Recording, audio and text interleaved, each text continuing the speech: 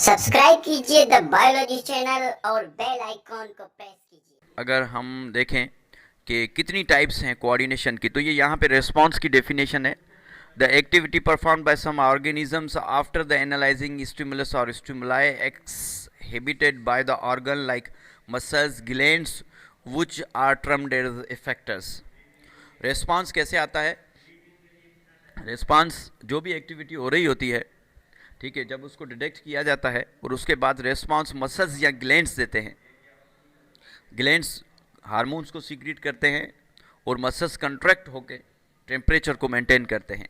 अगर हम टाइप्स देखें कोऑर्डिनेशन की, तो दो टाइप्स हैं। एक है केमिकल कोऑर्डिनेशन, केमिकल के थ्रू, और दूसरी है नर्वस कोऑर्डिनेशन, नर्वस के थ्रू। दोनों आपस में इंटर रिलेटेड होती हैं, इंटरएक्ट होती हैं, और ये डेवलप करती हैं एक प्रॉपर रिस्पॉन्स आता है इनकी तरफ से। केमिकल कोऑर्डिनेशन को देखें तो ये इसमें जो सिग्नलिंग मॉलिक्यूल्स होते हैं उनको हार्मोन्स कहते हैं। हार्मोन्स के थ्रू इनमें हमारी बॉडी में केमिकल कोऑर्डिनेशन होती है, और हार्मोन्स हमारे अंदर एंडोक्राइन और एक्सोक्राइन एक सिस्टम है, वो आगे हम पढ़ेंगे, वहाँ से हार्मोन्स रिलीज़ होते हैं। जो कि हार्मोन्स रिलीज़ करने वाले या तो सेल हो सकते हैं या ग्लैंड हो सकते हैं, ठीक है। तो जब भी स्टिमुलाई होगा तो ये जो हार्मोन्स हैं ये किसी और सेल को या ग्लैंड को स्टिमुलेट करेंगे या उसकी एक्टिविटी को इनहिबिट करेंगे। इनहिबिट करना मीन्स रोकना। तो हार्मोन्स के दो काम हैं, या तो ये स्टिमुलेट करते हैं किसी और सेल को या किसी और ऑर्गन को, या तो ये इनहिबिट करते हैं मीन्स रोक देते हैं।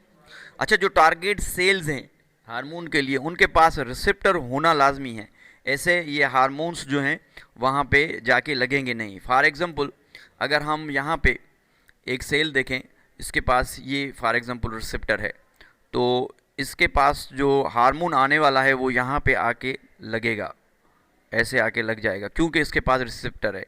अगर ये सेल देखें तो इसके पास रिसेप्टर नहीं है, तो ये जो हार्मोन यहाँ से चला है किसी ग्लैंड से, तो पूरे ब्लड में घूमते हुए इस टारगेटेड सेल को आके टारगेट करेगा, क्योंकि इसके पास रिसेप्टर है, ठीक है ना। तो रिसेप्टर होना लाजमी है। तो इसके पास रिसेप्टर है, इसके पास रिसेप्टर नहीं है, तो इसलिए इससे इसकी बॉन्डिंग नहीं होगी, इस सेल से इसकी बॉन्डिंग होगी।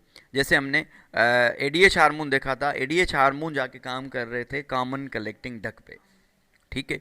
तो आगे मज़ीद हम बात करेंगे।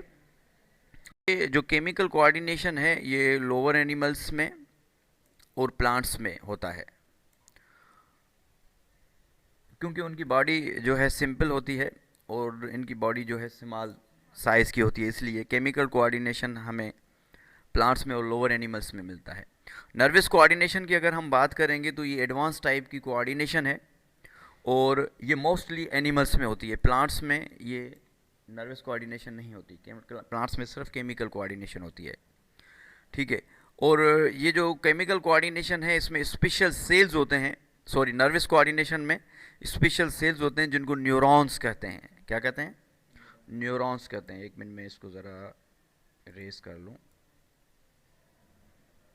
न्यूरॉन्स न्यूरॉन्स कुछ यूँ होते हैं, सेल बॉडी होती है, और यूँ एक्सॉन होते हैं, और यहाँ पे डेंड्राइट्स होते हैं।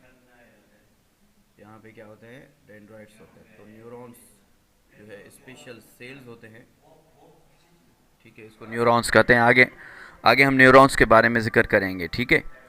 तो न्यूरॉन्स जो है स्पेशल सेल्स होते हैं। न्यूरॉन्स इलेक्ट्रोकेमिकल सिग्नल्स जनरेट करते हैं, और क्योंकि इसमें इलेक्ट्रिक करंट है इसलिए ये फास्ट इन एक्शन होते हैं।